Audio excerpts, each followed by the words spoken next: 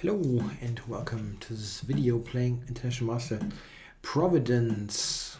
Let's see, some Nimzo probably. This is John Bryant. Okay, got a Queen's Gambit with Bishop F4. Yeah, the Knight BD7 line nowadays, the main line. And Knight E4, that's an interesting system. Currently played by a couple of players. Most popular and well-known player, best-known player is Caruana. I have never looked at this line in any way, to be honest. So I'm probably knowing less than my opponent because I know nothing.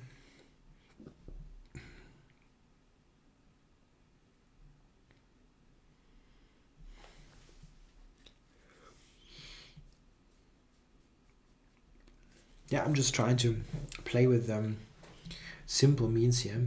Easy and quick development.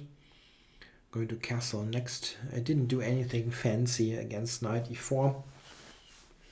I know it's not refutable anyway, as it has been played a lot, as mentioned, on the highest level. So I'm content with the normalish position.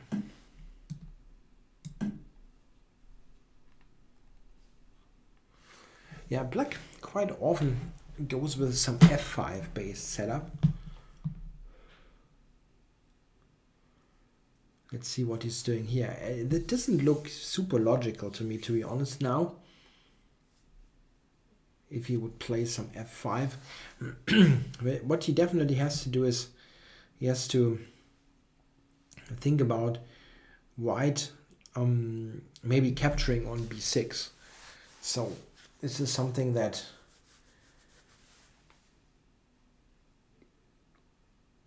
he has to address. Maybe C6.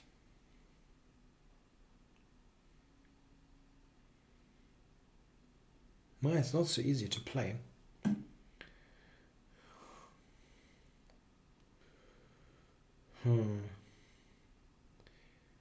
Okay, I cannot play B5 and C6 as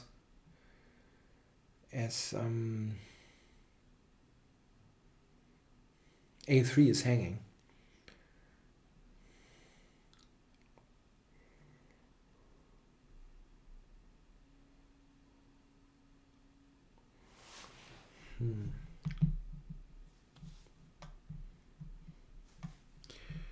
Take B6, Bishop C7.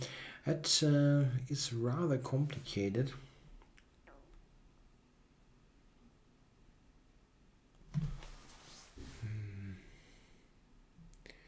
On B5, he will go back to C8. No, he will not do that. I thought he absolutely had to. I mean, okay, maybe this is not as bad as it looks. That's possible. That he gets in some F6, E5 now here.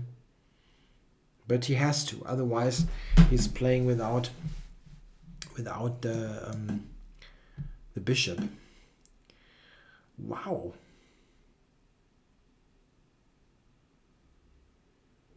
Wow. So I'm going here. How are you ever moving the bishop from C8?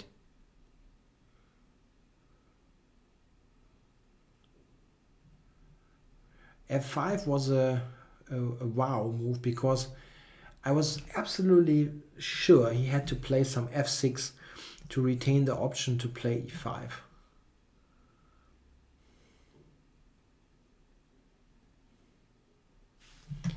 The danger is if he never moves his bishop, then he'll also never move the rook. And he's playing without two pieces.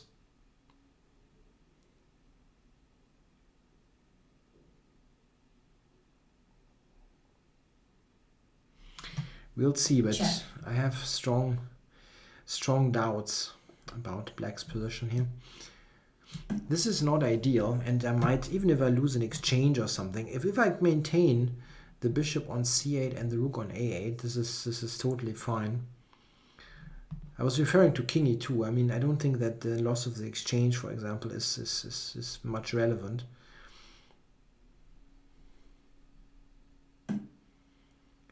Yeah, so if I take, the question is, he will take with the c pawn, very, very sure, so that rook a7 is actually possible.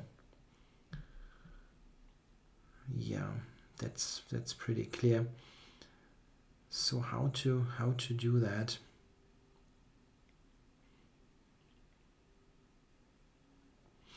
Wonder if h4 is a move, or my king on f1 is not ideal. This is very much clear.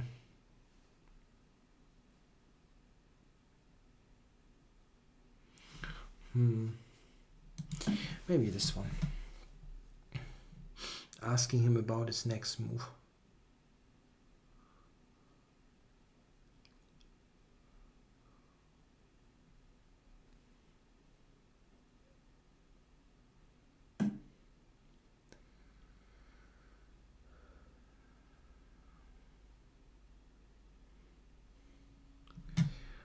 Okay, so h4 was one of my ideas, like g4, knight g5, but maybe this is a wrong concept. If I get an f4, by the way, it's also pretty strong. Maybe I should just shoot for that. Prepare f4 here.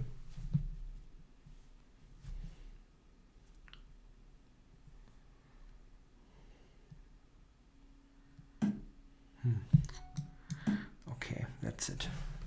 Unless I'm blundering stuff. He's playing without the two pieces now till the end of the game. So king here. And how to do that now? I think let's cover this. And bishop e2 coming for bishop h5. And I can take e4.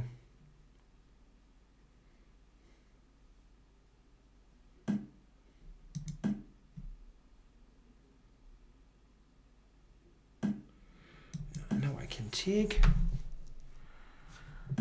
and see from here, maybe h3 simply. Yeah, that's a good move.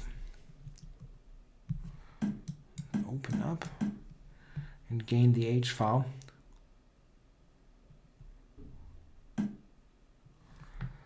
So if he takes there, I can take with the f pawn. That's no worry. So let's just pile up on the h file.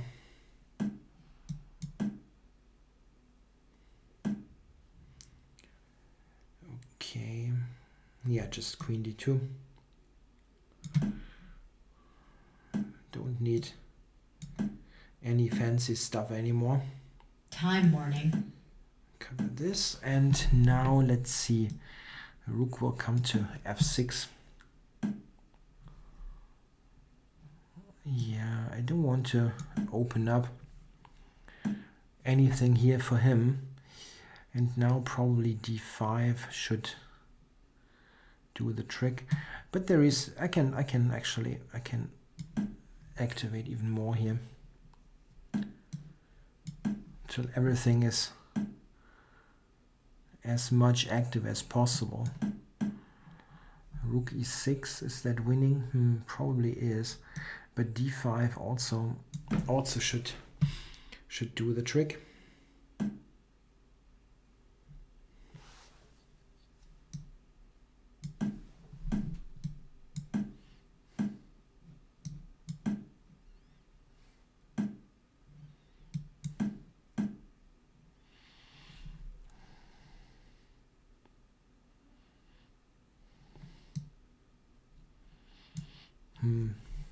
I should make a move.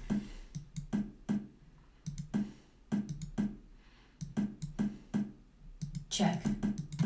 Black check forfeits Wow, on he got time. really quick at the end. Whew. didn't really register in my mind.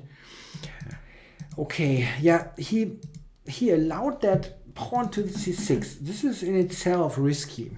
I mean, really risky. But yeah, to be honest, I think this is still probably okay for him if he plays some f6. But after f5, I think this is, unless he finds some tactically pointed way, this is more or less the losing move, as he is never moving the e-pawn anymore. I mean, as I said, maybe he can somehow, yeah, can find some tactic or something to free himself there, but it's very difficult. The computer is on a simple +1. It gives g4. Yeah, with this line. Yeah, it gives +1. Black can... No, g4 is hanging. I'm sorry. He has to do something like this first. Maybe here and here. This is what the engine is giving.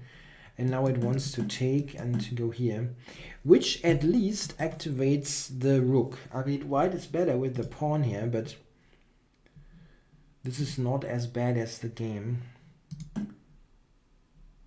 Takes. Yeah, probably something like that happened. This is still something that black can fight. The way it went, it was pretty awful.